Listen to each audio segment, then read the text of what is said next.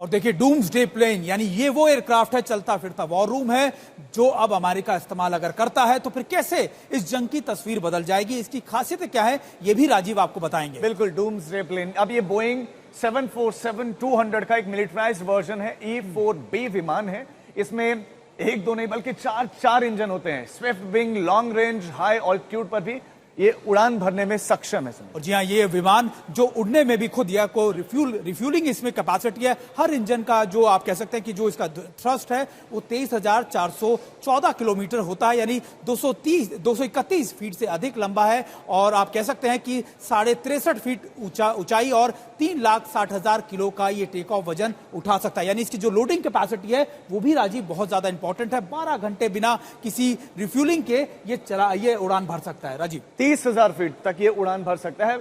और इसके डेक में 6 हिस्से बटे होते हैं। 6 हिस्सों में इसका डेक बटा होता है, जिनमें से एक कमांड वर्क एरिया होता है, दूसरा होता है कॉन्फ्रेंस रूम, इसके साथ साथ तीसरा इसमें होता है ब्रीफिंग रूम और चौथा ऑपरेशंस टीम का एक वर्क एरिया।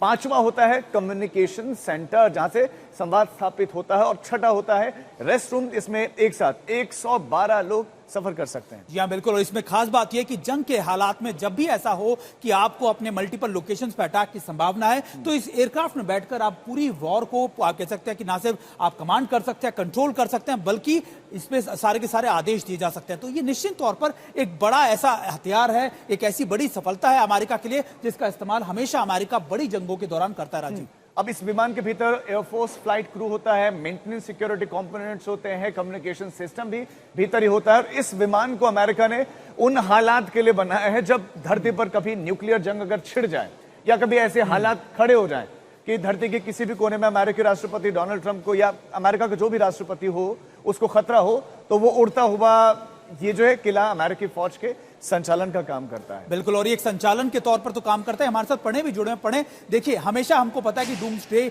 आप कह सकते हैं इस एयरक्राफ्ट का इस्तेमाल अमेरिका कई बार कर चुका है। हालांकि लेकिन इंपॉर्टेंट क्या है कि इस जंग के अंदर क्या इसका इस्तेमाल होता आपको दिख रहा है? क्या ऐसा लग रहा है कि अमेरिका सच में इस जंग में कूदने वाला है?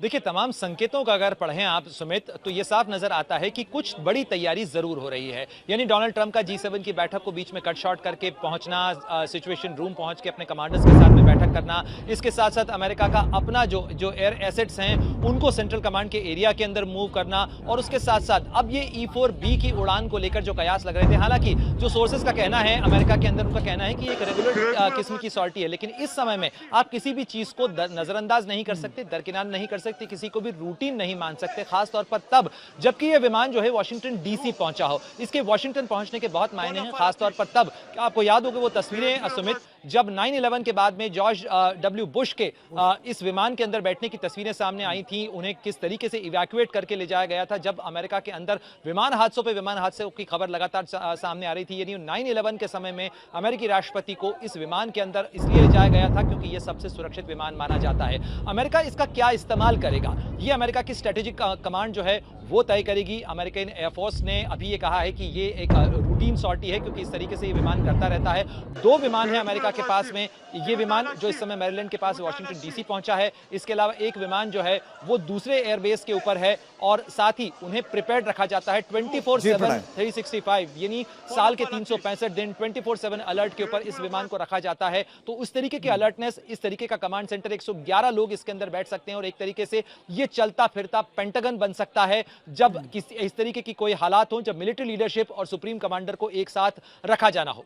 जी प्रणय, बने रहे हमारे साथ, लौटते हैं आपके पास। तो ईरान इजराइल की जंग के हफ्ता भर होने के बीच में अमेरिका ने जिस तरह से अपनी तैयारियां की, वो जंग को लेकर अच्छे आसार बिल्कुल दिखाई नहीं देते हैं। जी हाँ, एक तो जंग की शुरू होते ही अमेरिका ने सबसे पहले अपने युद्धपोत निमिट्ज को खाड़ी की ओर रवाना कर दिया, और उसके बाद अमेरिका ने करीब 3 दर्जन विमानों को स्पेन, इंग्लैंड और स्कॉटलैंड की ओर भेजा है। और अब पता चला है कि ट्रंप ने डूम्सडे प्लेन वॉशिंगटन मंगवा लिया है। तो ये संकेत बहुत बड़े हैं राजीव। बिल्कुल। तो क्या अब ईरान के परमाणु ठिकाने पर आखिरी प्रहार के रूप में डोनाल्ड ट्रंप हर तरह के युद्ध के लिए पूरी तरह तैयारी कर चुके हैं, तैयार हो चुका है अमेरिका? और क्या अमेरिका को ईरान के परमाणु ठिकाने पर हमले की सूरत में अन्य देशों के जंग में शामिल होने का खतरा भी नजर आ रहा है?